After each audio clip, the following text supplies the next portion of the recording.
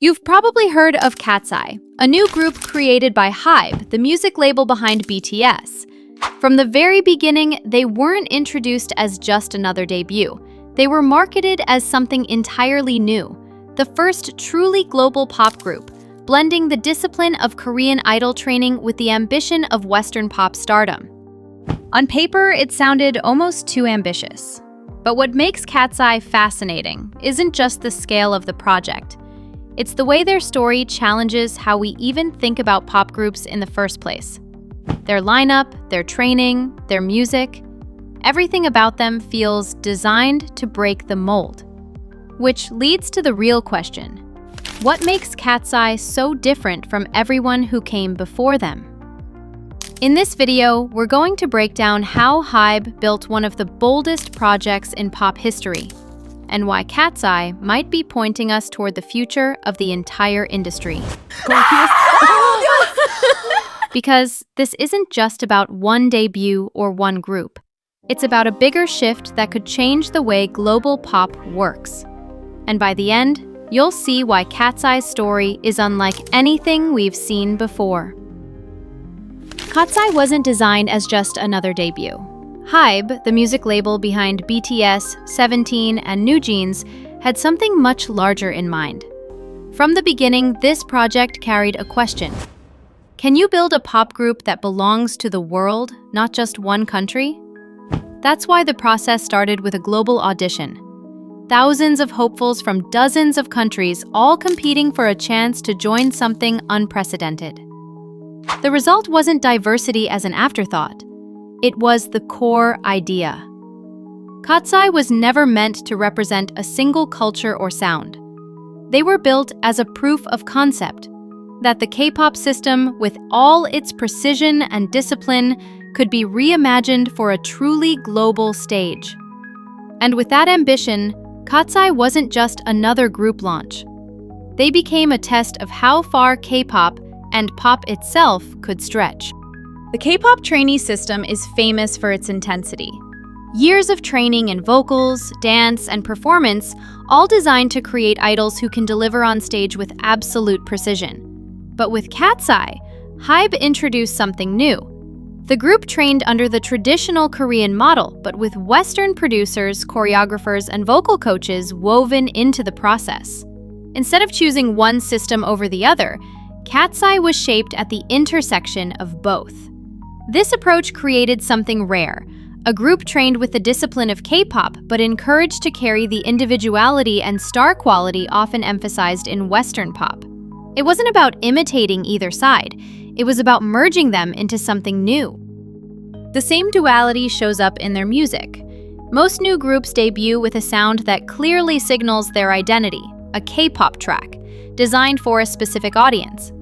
But KATSEYE's music was different. From the start, their songs carried a more international tone, pulling from global pop trends rather than fitting neatly into K-pop tradition. And this became especially clear with one of their early tracks, Gnarly. On the surface, it was catchy, upbeat, and designed to sound like a global hit. But almost immediately, it sparked debate. Listeners questioned the lyrics, the styling, and even the concept behind it. Some felt it was too polished and westernized for a debut. Others raised concerns about the way the imagery was presented. The reaction was divided. For some fans, Gnarly proved that KATSEYE was serious about going global. For others, it raised difficult questions about where the line should be drawn between ambition and responsibility. What's important here isn't just the song itself, but what it represents. Gnarly showed exactly how complicated it is to create music that aims to resonate everywhere at once. One group's bold experiment can also become another group's controversy. And that tension between global ambition and fan expectation is now at the center of KATSEYE's identity. This raises a question that doesn't have an easy answer. What exactly is KATSEYE? Are they a K-pop group born from Hybe's system? Or are they a global pop act created for an international audience? In truth, they're both, and neither. Their identity doesn't sit inside one tradition. Instead, it lives in the space between them. That's what makes them difficult to categorize, but also what makes them groundbreaking. KATSEYE isn't defined by a single market. They were built to exist across them. At first glance, it might seem like just another ambitious debut, but KATSEYE's story is bigger than that. Because if they succeed, they prove something fundamental, that the K-pop model can evolve into something global without losing its core. And if they don't, it will show just how difficult that balance really is, and how much identity matters when building a group. Either way, KATSEYE has already shifted the conversation. Their very existence forces us to rethink what we expect from pop acts in the future. And this is where the project becomes more than just music. KATSEYE represents a cultural experiment. Can a group created across multiple countries feel like it belongs everywhere at once? It's not just about sales, streams, or charts. It's about whether music can be engineered to transcend borders, or whether the most powerful global acts come from something more organic.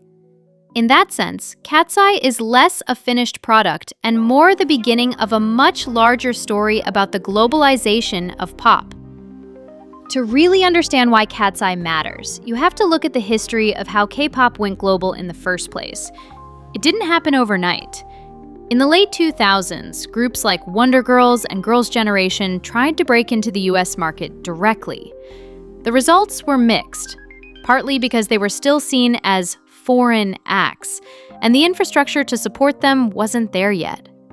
The real turning point came later, with groups like BTS, Blackpink, and Twice.